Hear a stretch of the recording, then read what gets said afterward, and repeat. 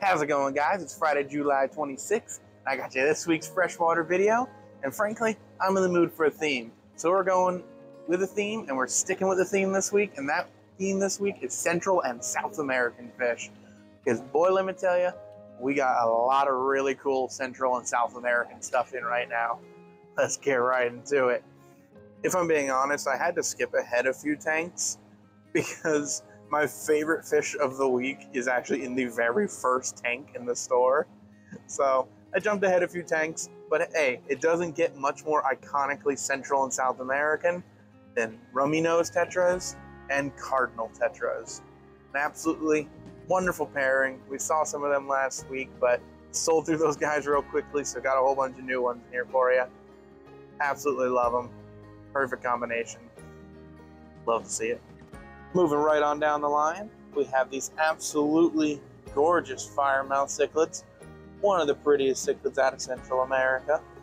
Absolutely beautiful. Look at the iridescence on those fins. And of course, as they mature, they get that nice flame orange across the throat and belly. Really awesome fish. Absolutely love them. Got a ton of them in right now. While technically not from Central and South America themselves, because they are captively produced hybrids, the hybrids that make up a lot of the parrot cichlids are from Central and South America, so we'll count it. And it's well worth it to count it, because I love to show you guys off these absolutely gorgeous snow white pearl parrot fish. Absolutely beautiful. These guys do stay a little on the smaller side, too, as far as parrots go. And they have that nice pearl, kind of opal color, where the blues shine through the white. Absolutely gorgeous. Absolutely love them. Keep moving.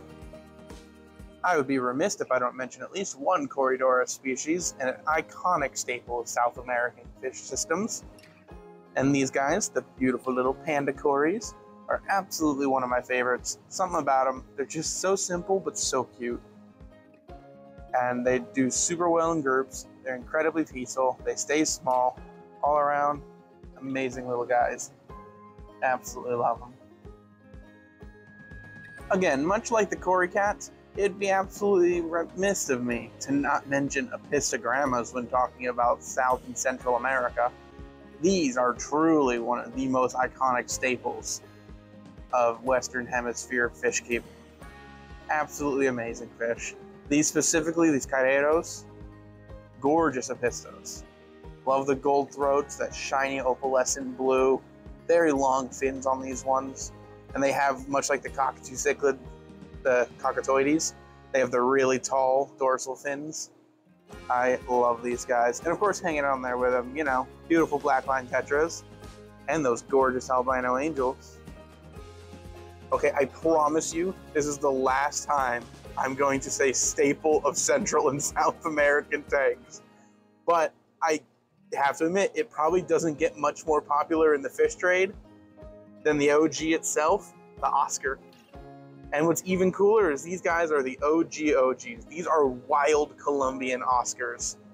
So fresh, wild blood introduced here. And I personally think the Colombian Oscars are some of the prettiest ones out there. They don't even need to have the fancy morphs to look really cool.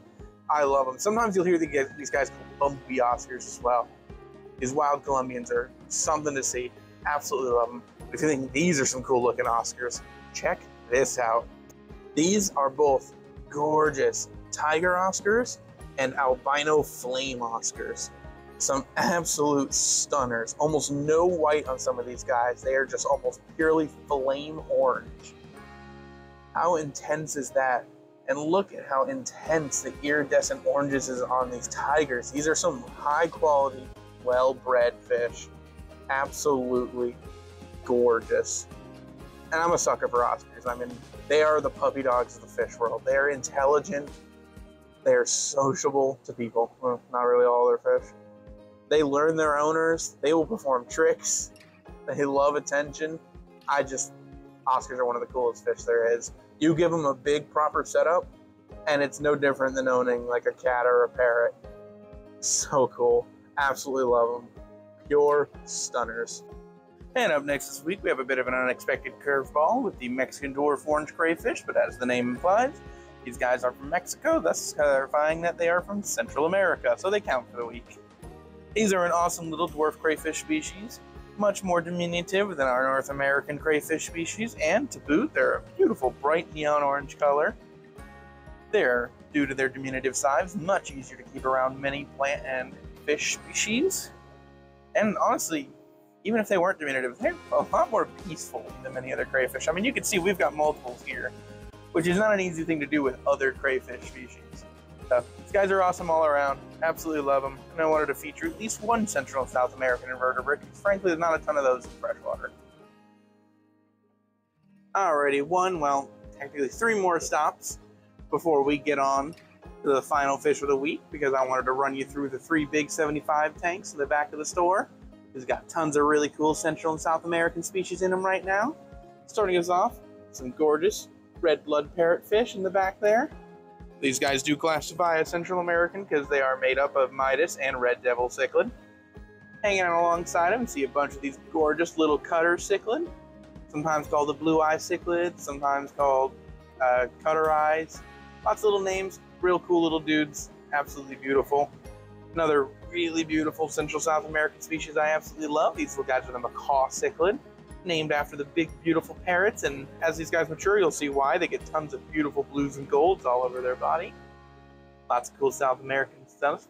Let's get right on to the net, because up next we have the gorgeous koi angelfish hanging around with beautiful gold sevrum, and alongside them a pair of really cool fish, starting with this beautiful geophagus cichlid, the first of a group of fish called the earth eater cichlids that we're going to cover. Absolutely awesome. I love earth eaters so much. There's so many of them.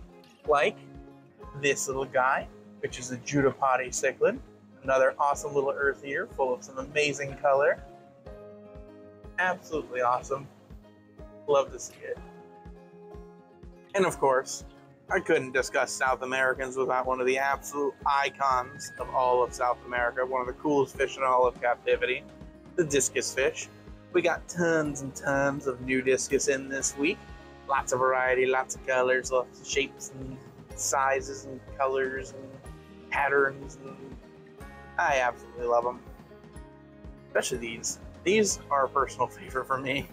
However, these blue spotted ones are pretty cool looking too. That's a new one to me and I really like the look of it. So, lots of neat discus this week. You'll love to see it. Come check them out. And finally, time for the last fish. And for our final fish of the week, another earth eater, but not just any earth eater. Oh, there you go, you can see him eating earth.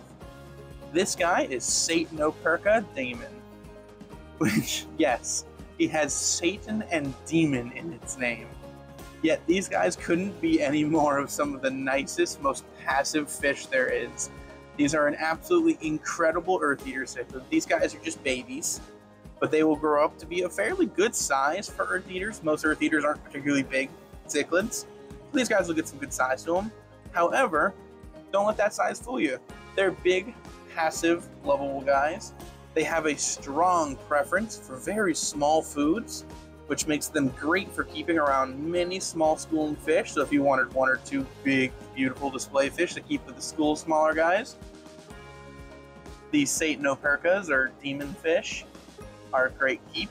They also go by 3-spot earth eater, which I think is a much kinder and informative name. They look like they have 2 spots now, but as they mature, there will be a 3rd spot that appears on their tail. You can start to see it in a few of them.